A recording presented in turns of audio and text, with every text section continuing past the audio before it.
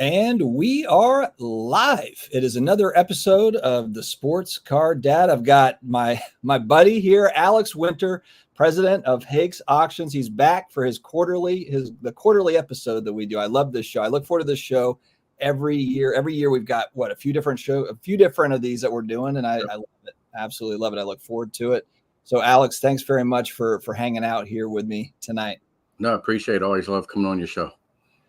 We were just talking actually before we came on. Hake's is heading out to San Diego Comic-Con, which unfortunately the same week as the National. I wish I could be in two places at once. But before we kind of get started looking at some of these items, Alex, tell me a little bit about, I guess, setting up at San Diego Comic-Con. I know you guys have been doing that for a while now. It's a great show, obviously, but compared to the National that we've got this week, which I'm kind of assuming it's somewhere between 75,000, 100,000 people at the National, kind of guesstimating a little bit. But what do you guys normally see out there at San Diego Comic-Con? I think San Diego is still hitting around 200,000. So it's a big show, certainly the biggest comic show in the world, but definitely one that we need to be at. It's a great show for us for meeting bidders, introducing the company to new people at times, also seeing consigners, picking up consignments.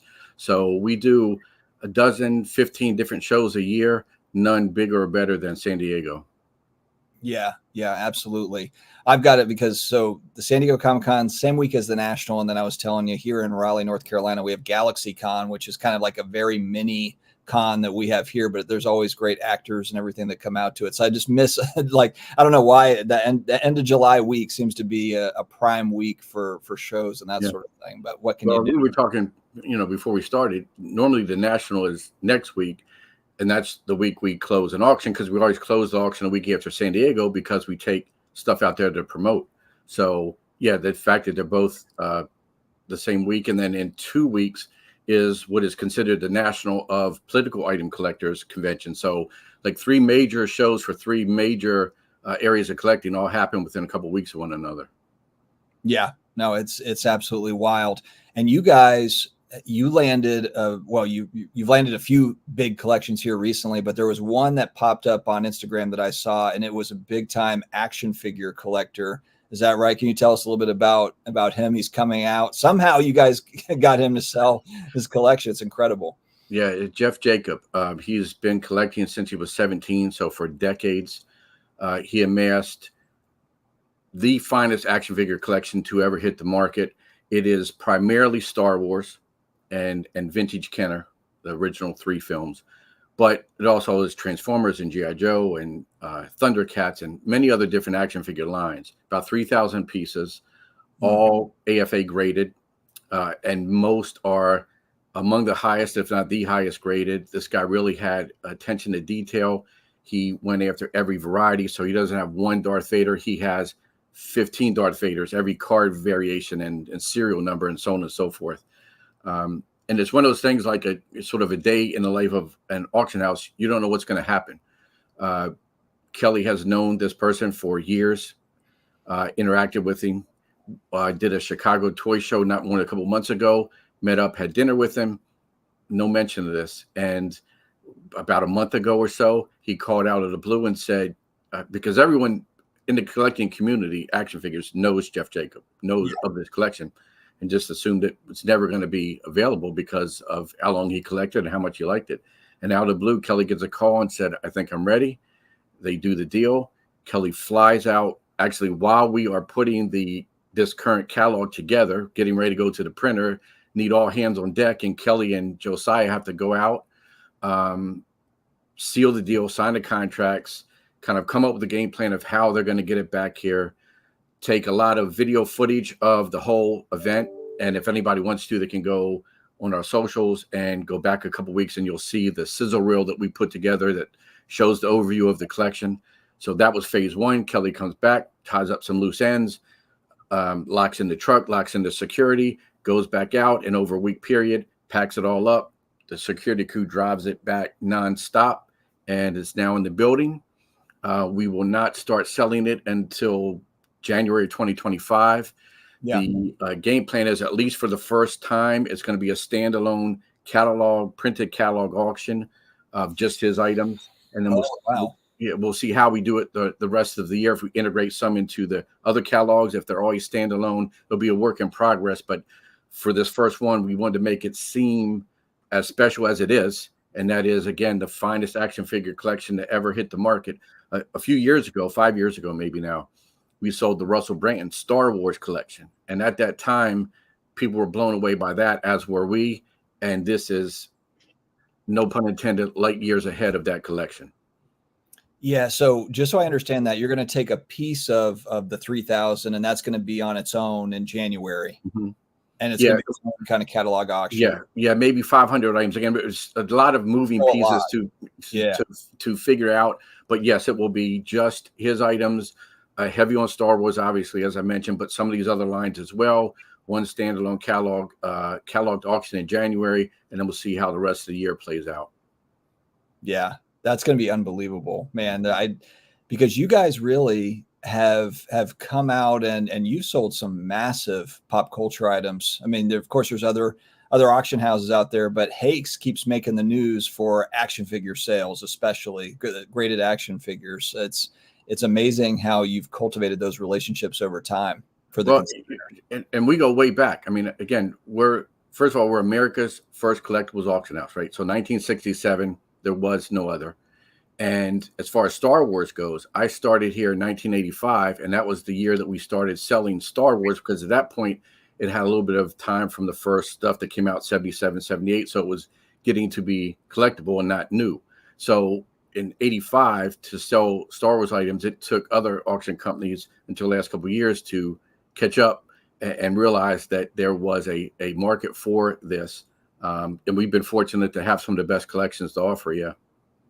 And even though we've kind of come out of what I guess you might call a collectibles boom, it doesn't seem like the pop culture stuff has really slowed down that much as far as interest or pricing. I mean, there's still a lot of all-time highs that we're seeing on that side, which I think is absolutely. And first of all, I was one of the people that did not tell everyone to buy into this as we saw these prices go up ridiculous amounts, right? As Hake has always been, it's about collecting. Buy what you collect, love what you collect. Don't get caught up into the investment aspect. It's great if things go up in value, but It's never been our first. And you can see this office. It's all stuff I love and I have an attachment to for some reason. So having said that, some of those crazy prices we've now see things have gone down, but they're still higher than they were pre-lockdown. And there are still things setting record price after record price. It's just the things that a lot of people jumped in and wanted the hottest first issue or the hottest rookie card. It's not so hot now. But Star Wars action figures, never really saw that. Never saw a big up and down. That's a pretty steady community of bidders that, again, as we do it too. We're not doing the Jeff Jacob collection, 3,000 pieces at one time. That's suicide, right? We are mindful of the bidders and kind of not flooding the market. We're also very mindful of the consignor and do them justice by spreading it out and maximizing their potential for what the things can bring. Now, had he been a Hake's customer for a long time? I'm assuming too, he probably bought a lot of his collection from you guys over time. Yeah, he's been on our radar for many, many years. So that certainly didn't help when the time came. At the same point, he knew of our track record and knew this was the place. Yeah. Awesome. Now, in this July auction, one thing that stood out to me immediately was Superman, the original Superman number 1 through 100, which is incredible that you guys have 1 through 100 up for auction in this one in July. Yeah, so that's all from the Bill Byers collection. A big Superman fan, obviously, and collector. And so he put together this run. And another thing that we've been talking to him, he's consigned before G.I. Joe and other things in years past. And in January, we were at OAX, which is the Orlando Art Convention that comicartfans.com puts on. And we had a conversation that now might be the time. And so flash forward till now, we ended up getting the collection. And here's one thing where it made sense to run all 100 at a time. We're not talking about every one is super high grade and commanding big bucks, and that would have hurt the value. This is a run that if you're looking to get started, instantly can put it together. Or if you're looking to fill in holes, very affordable copies of a lot of these things. So it made sense to kind of make that splash and say, let's do 1 through 100. At the same time, we had other Superman items. We have some things from the Danny Fuchs collection. Danny was one of the original Superman collectors going back to the 1970s, actually billed himself as America's foremost and first Superman collector. So we have some of his merchandise and display signs and things. So it was a perfect storm to really put together a very nice Superman auction in July. Amazing stuff, man. Amazing. I'm going to pull up here. I'm going to grab, hold on a second. Let's screen grab one of these. I'm trying to get to the big daddy of this auction. Okay. Can you see it? Is it there? Let me scroll down a little bit here.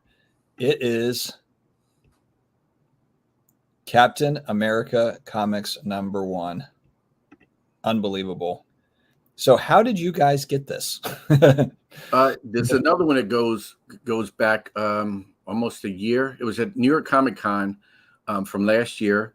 The person had it, kind of took it around. In fact, it's funny because if anybody watches a certain Netflix series, this is shown in one episode at that booth. It didn't make it to that auction. It made it to this auction. Oh, that's okay. I didn't realize it was the same one. It's the same one. Yeah. So somebody that knew of us, liked us, has been thrilled with the way that we've treated it. I mean, we made it the front cover of our catalog. We did a little promotional video, which anybody wants to go to this listing can see, but it's worth it. You know, this is one of the top comics of all time, any era, any publisher. It's unique. It's unusual in that it has first appearance of Captain America, Bucky, and Red Skull. So main hero, sidekick, and villain all in one issue. Normally that got spread out. You know, Detective 27 wasn't Batman, Robin, Joker. You know, so outside of a team book that has that many first appearances, this is unique. Again, not unique, but unusual. It's just a key book for anybody that wants to have a serious comic book collection. And at a 5.5, it's a solid grade. I think there's a couple hundred of that in the CGC census. Of those, about 100 are blue label universal, meaning no restoration. And this sits right in the middle of those grades. So, you know, not the lowest, not the highest, but a very solid grade at 5.5. And this is Timely Comics, which of course it's previous to, of course, Marvel Comics. Do we know, how did Captain America go from Timely to Marvel? I'm not the comic historian that knows that lineage, but it morphed into Timely, Atlas, or other comic companies that became Marvel. Yeah, still Jack Kirby. Still Jack correct. Kirby. Mm-hmm. Yeah, and he carried over to Marvel and beyond, and did work for DC and everything else. Yeah, so I think it was a matter of one publisher absorbing another, characters kind of moving on to a different publisher and continuing on. Yeah, that book is, I mean, when you talk about Grail items, I mean, that is an absolutely massive book. Absolutely. All right, let's move over to a baseball player. It is 1924 Jose Mendez, the Black Diamond Negro League original photo type 1. What is interesting about, like, what's up with the Negro League photos? Because I've heard a little bit of buzz about this here recently, and so I wanted to bring this one up. Yeah, so this is actually from the Richard Merkin collection. And if anyone knows that name, 10, 12 years ago, we started selling his items. He had just passed away.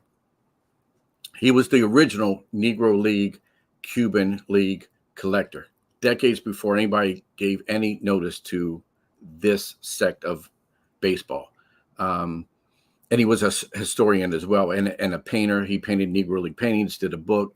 He was a socialite, was friends in the art community. He was actually friends with Peter Blake, who did the Beatles Sgt. Pepper album cover. He actually is on the album cover wearing a derby in the top right-hand corner, if I'm not mistaken. So somebody that kind of is throughout pop culture. And then he absorbed that himself in what he had interest in, collecting comic books, collecting comic character items, but also concentrating on Negro League and Cuban material. Much of what he got came directly from Cuba. So the fact that it even survived in Cuba, you know, it's one thing on the East Coast here, we're pack rats and we saved everything. that wasn't that way in Cuba. A lot of times things of this nature got burned just to keep houses warm and so forth. It wasn't like this stuff was collected and held on for posterity. It shouldn't have survived. So he had many unique, one-of-a-kind pieces. We sold the bulk of it, like I said, 10, 12 years ago, including different cards and so forth. And flash forward all these years later, you think we would be through it, but it was so extensive and not always sorted properly. So when we picked up this collection, while there were boxes of baseball material, there were boxes of Cuban advertising, and one baseball thing may be in it. So all these years later, we're still working through boxes and finding things that we didn't know existed. And that's what happened here. We have about a half dozen or so photos from the collection, not only Negro League, but 1927 World Series with Lou Gehrig, and a nice Babe Ruth and Lou Gehrig from the same time period. This is special in that it is a Negro League player, full figure, action pose in a Negro League uniform. So a lot of times you'll see player photos from Cuban League, from Venezuela, from South American teams, not from the Negro League. So that's what really makes this special. As far as we know, and Phil Gary is our sports consultant that does great research, we could find no other example of this photo. And it's a type 1, meaning original first date. Pretty incredible. So this one, actually, I thought this was also a type 1 photo, but it's not. It looks like it's a postcard. Honus Wagner, 1910 novelty cutlery postcard, PSA 1.5. Yeah, so this is a series of postcards.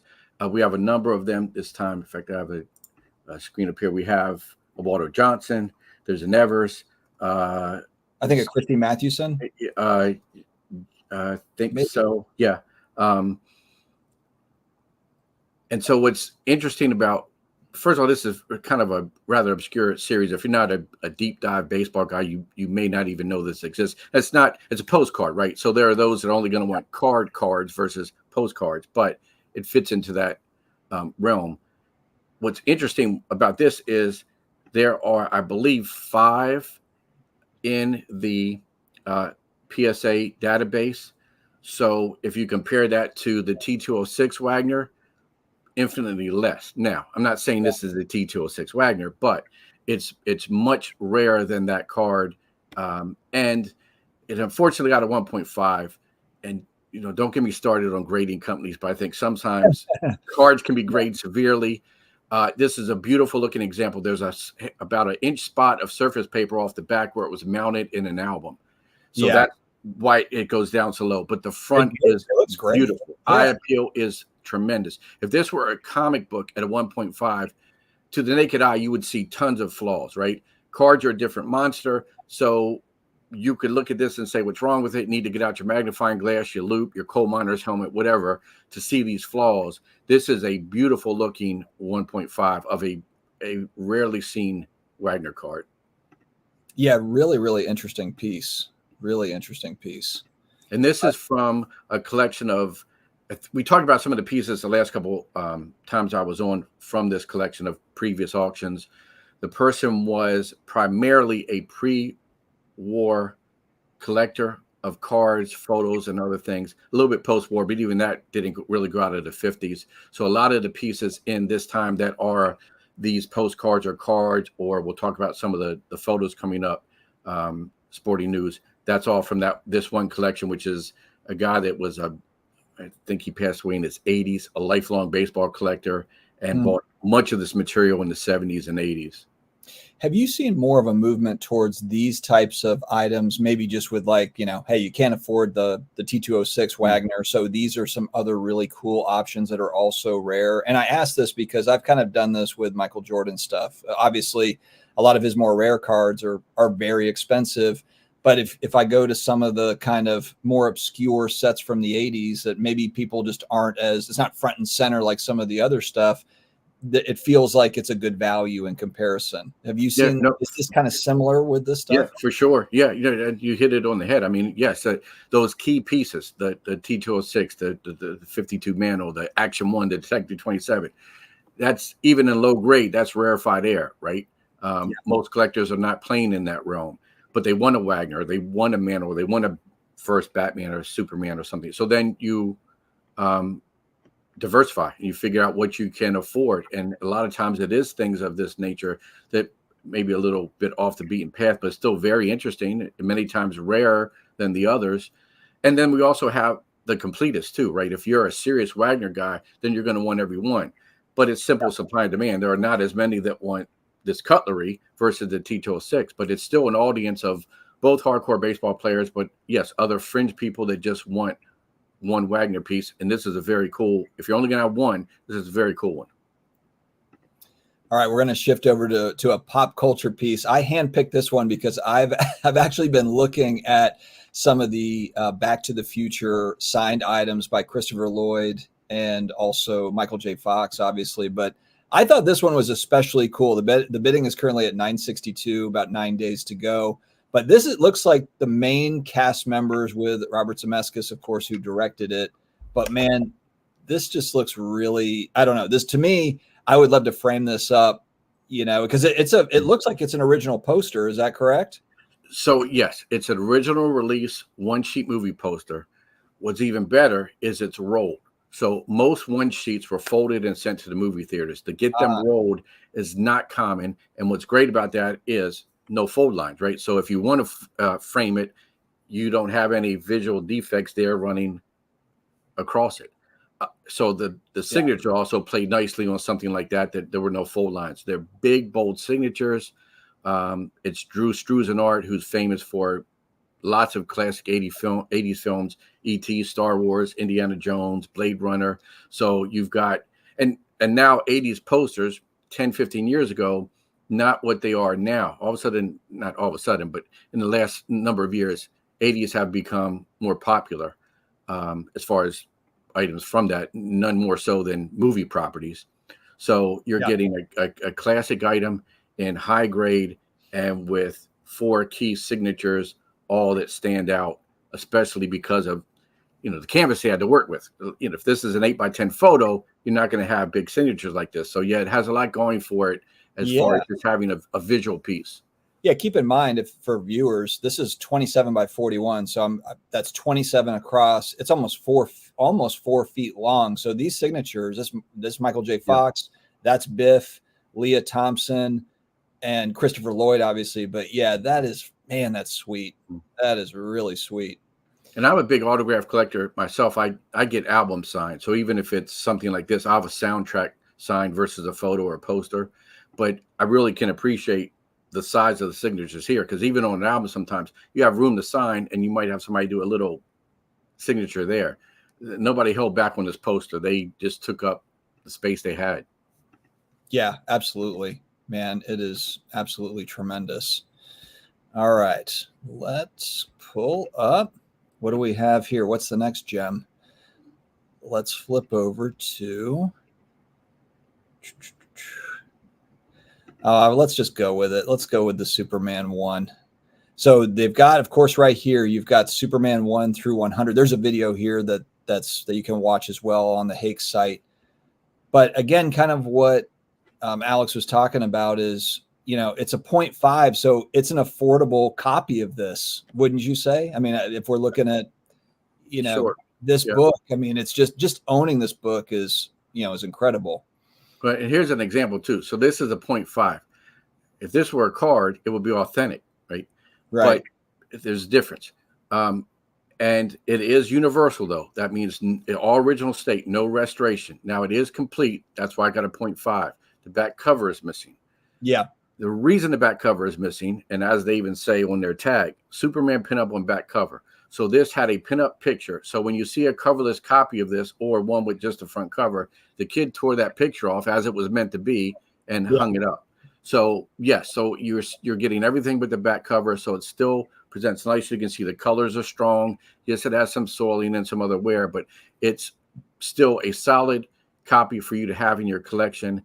And every bit above this, a 1 to a 2 to a 3, is going to go up exponentially in value. So yes, if you can afford even just a 0.5, still a solid book for your collection. It's just such a classic cover too. I mean, when you look back at a lot of these books, the Amazing Fantasies and the Action Comics, at least they really kind of nailed these covers. Yeah. You know, just iconic. Well, and this is coming like a year after Action 1, which was the first appearance of Superman, right? So Yep. he was a runaway hit. They said, let's put him in his own title. They came up with a killer cover for this. And this is not a common book. There are 77 copies in the CGC census that are universal grade. So that's not a big number when you consider these were printed in the millions at that time of Superman's popularity. Yeah, it's just incredible. All the you know, these 1939 to the into the 40s, just considering what was going on in the world with World War II, the fact that any of it survived at all is just mind-boggling to me. I just think no, that it shouldn't have, because of the paper drive and such. No, this was much like I went back to talking about Cuba. These things were not meant to survive for a variety of reasons. Right. All right. So speaking of stuff that probably shouldn't have survived, 1909, the M101 to Sporting News Supplements, Joe Jackson PSA 1. Tell us about this one. Yeah. So this again is from an extensive series over a number of years. We have, I think, about 10 or 12 from this particular issue. These were just inserted in the newspapers, fragile paper, inside fragile paper. So again, not meant to hold up. We not only have Jackson here, we have one that is Ty Cobb and Honus Wagner on one. Yeah. We also have one that's just Ty Cobb on his own, Honus on his own, Grover Alexander, a few others. And again, I'll stress a poor one. I don't get the poor one. If you look at this, yeah, in person to naked eye, I don't understand. Now, a few that we offered did have some tape on the back where they were, and this one I don't think is like that, but where the owner had them kind of framed and mounted. Didn't destroy the paper or anything, just the tape is intact there. But no, if you look at this in person, and don't go by this ugly picture on the back, all of that you see, we even have a disclaimer in our description. When PSA encapsulates these, there's air pockets that get under this because of the inner sleeve and the size of it. So it makes it look like that. There's nothing wrong with the front or back to the naked eye. These are about, and I think the highest grade we might have is a 2. We have a few 2s. We have some 1s, 1.5s. They're the nicest 1.5 and 2s. The nicest one. The nicest you're ever going to see in that grade. I mean, they have tremendous eye appeal. And they just are scarce because of the size and the fragile nature of the paper. That Jackson is one of the keys to the set, if not the most desirable. Yep, current bid at 10,648 with 8 days to go. So yeah. And so just so you know the numbers on this, only 20 in the PSA census, which is not many, and there's only 3 higher. So nobody's really getting a high grade on these. Oh, okay. Yeah, the one is the one you might think that there might be a 5 or an 8 or it doesn't sound like there's much of anything. You're I don't know if you're getting out of 3s or 4s on any of these. It's wild. Okay. All right. What do we have next? We've got. All right. This is another Big Daddy item here. It is the Amazing Fantasy number 15 cover recreation, original art by Alex Ross. Talk to us about this one. So, big fan of Alex Ross, and I grew up a comic book fan, but Alex Ross does fully painted art. So much of what you see in comic art is black and white, pen and ink, and then it's colored. Ross does painted art for covers, for interiors, and has become one of the most beloved and talented artists of the last 30 years. So this was originally done in 93 for what you have right there, Hero Illustrated, which was a magazine about the comic industry. I remember it. Yeah. It's same time as Wizard, same theme as Wizard, if anybody remembers Wizard. Yep, Wizard, exactly. So, but this is 93, end of 93 going into 94. That's right when Ross had his first work for both Marvel and DC. His first DC work predates Marvel. He did a Superman cover for a novel. Right after that, he goes in and does Marvel's miniseries for Marvel, early 94, and that explodes and he becomes the legend that he is. So this is right in that time frame. And I guess Hero came up with the concept of, Alex, can you recreate one of the most famous covers of all time, Amazing Fantasy 15? So he did, published in 93 for that. Flash forward years later, that image becomes so popular, Marvel reprints it on a couple different comics. It's used on a foreign comic book. It's used on hardcover reprints by Marvel. And Alex Ross himself loves it so much, you can go to his website and buy a lithograph of it. So this is a multi-times published Alex Ross from the beginning of his career. So original art, 1 of 1, right? Correct. This is it. This is the one. Okay. 9 days to go. It's crazy to me. Well, not crazy, but it just seems like people collect this stuff the same way they do with fine art.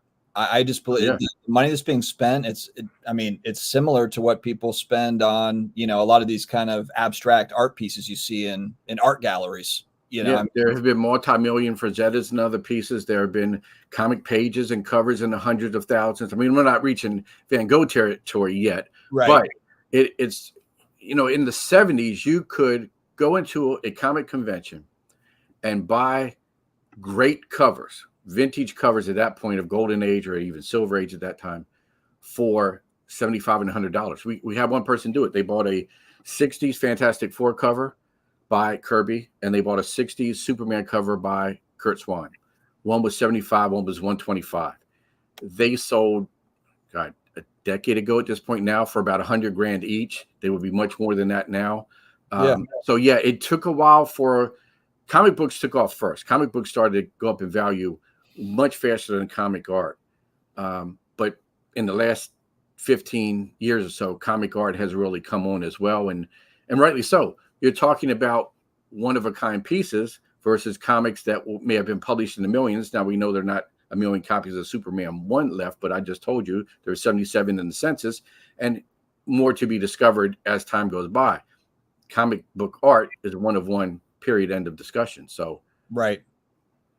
Yeah, speaking of, and going back to that image, let's go ahead and bring up kind of the inspiration behind it. And of course, it's Amazing Fantasy 15. Is this pulling up? Let's see. Oh, weird. Okay. I can't get it to pull up I can't get it to zoom. Well, anyway, a nice copy. It is a restored copy at CGC 4.0 for Amazing Fantasy 15, a book that I would love to have. I think this is kind of the top of the mountain, really, for a comic book collector. I know that they're not mega rare, but just the importance of this book, it never gets old. No, 100%. Yeah, there are many people that this is their Action 1 or Detective 27. Yes. It's a different era. It's also Marvel. It's not DC, as we talked about. No, this is in the top 10 coveted comics of any era, and many people will have it at number 1. And yes, this is restored. So you'll see it has what is a purple label separating it from the blue label, which is Universal or a conserve label. Tell you what, it just says small amount of color touch on the top. So not much. If you look at the label, right, it says slight and B1. So when you have slight, there's a scale of 1 to 5, 1 being slight and 5 being extensive. So it is as minimal as can be. And even the B, it's an A, B, and C. A is, and that's on an aesthetic scale. So A basically means professionally done, conservation material, some type of professional restorer. B doesn't mean amateur, but on this, it could just be a couple dots of ink somewhere, right? Now you get to C, then that's when it's really been monkeyed with and is more severe.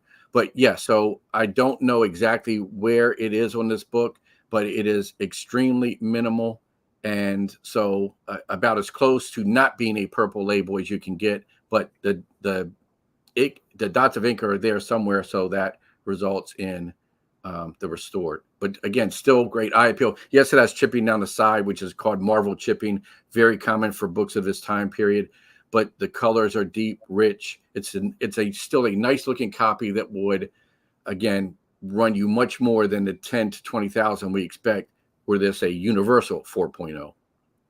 Absolutely. Yeah. I know that's like people, they want the blue labels, but man, just to have like just to have a really nice looking copy, I wouldn't mind having a purple label Yeah. of AF-15 at It's not all. frowned upon as much as it used to be, just for that reason, right? Again, they are more affordable if you can get one that still looks decent. If you're buying this strictly as an investment, no, you don't want to mess with a purple label. But if you're buying it just to have a copy because you want a copy, this is a good way to go to still get a nice looking book and at a lower price point. In fact, Sports Car Live asked about the .5 Superman, what it would sell for. That's in the 75 to 100,000 range, even as a .5. I know that a couple copies in the last year have actually gone over that for a .5, but that's where we're projecting it, 75 to 100. Yeah. It's just an amazing book. I mean, it's just, and again, these are the books that if you can just get a copy, you know, it's fantastic. So yeah, I totally get it. I'm gonna shift gears here. I'm gonna shift gears here a little bit because I had never. No, I have seen this one. The next one I haven't seen yet, but we are gonna go to Masters of the Universe. I have seen this figure, but don't see it very often. And I think that that's what you guys had kind of put in here is the Glow series, the Scare Glow Evil Ghost of Skeletor. And I just remember thinking like, man, this one, I don't think this one pops up that much because I don't see it come up for auction very often. Yeah, it's not rare, but it's certainly not common.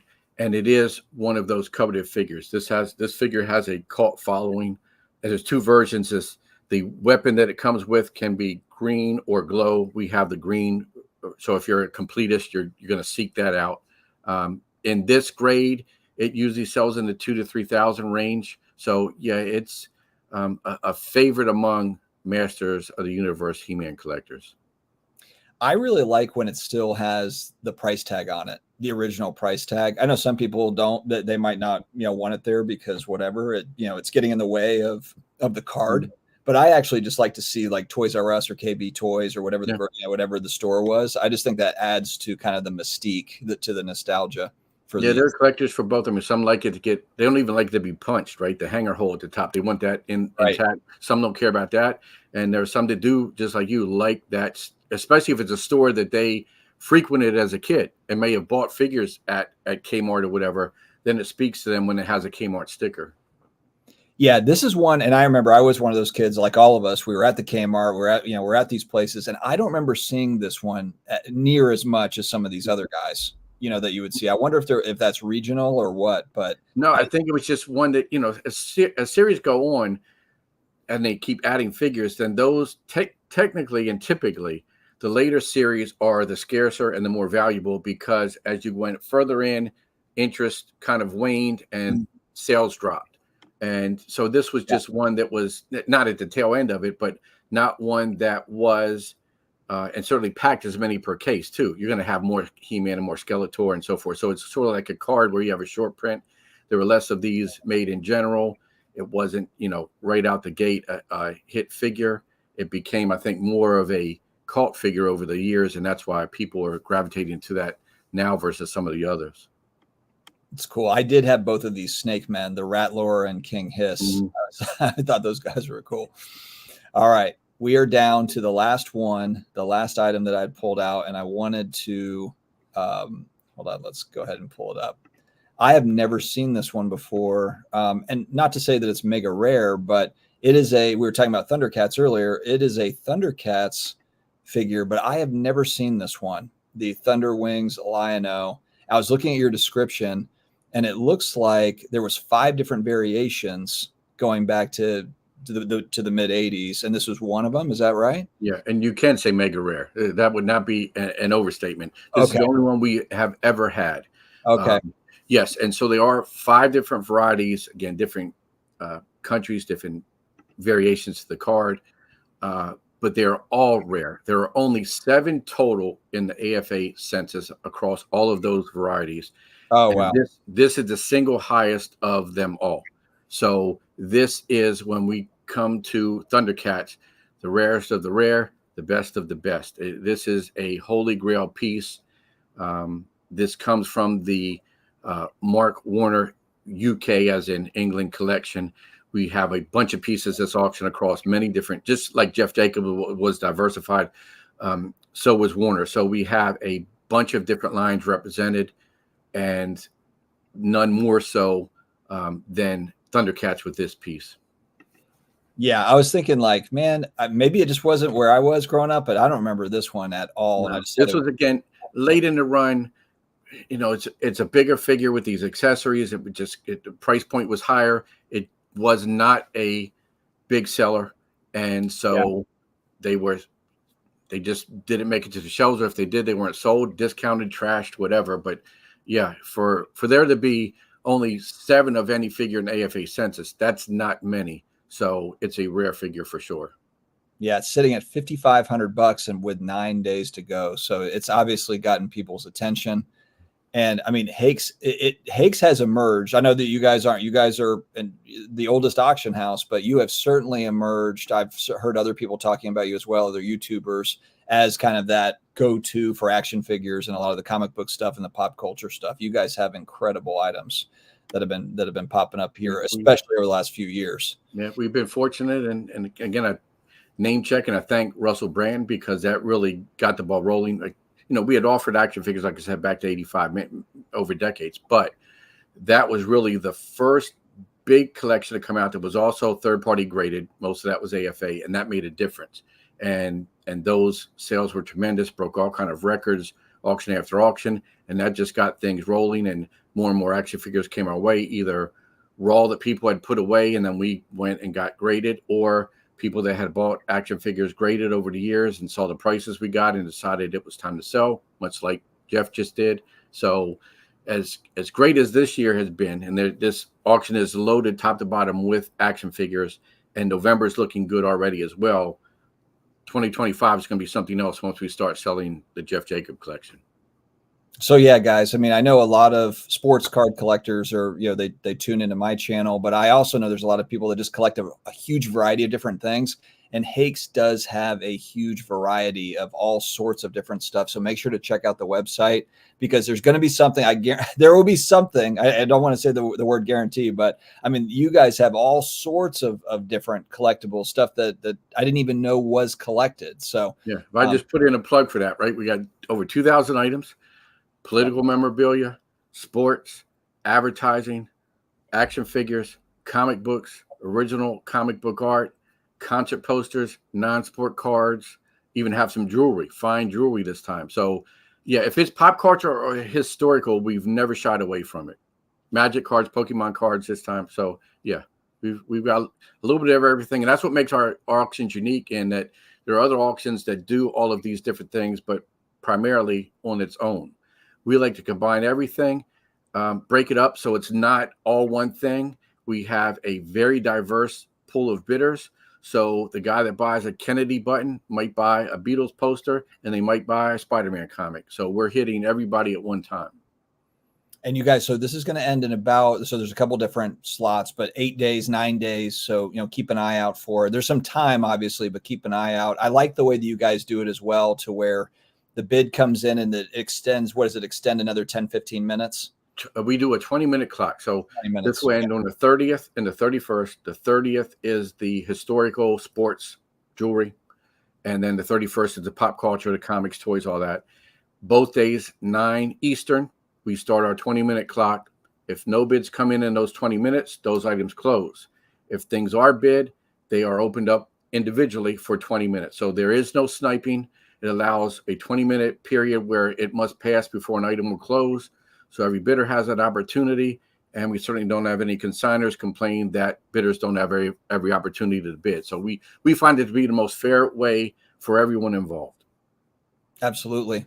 Well, Alex, we're 45 minutes in. I appreciate you taking the time, and this is always fun for me, as I said. So I'm looking forward to having you back here in a few months for the next one. But guys, make sure to check out Hake's Auctions. Alex, we will see you back soon. All right. Appreciate you, my man. Talk to you later.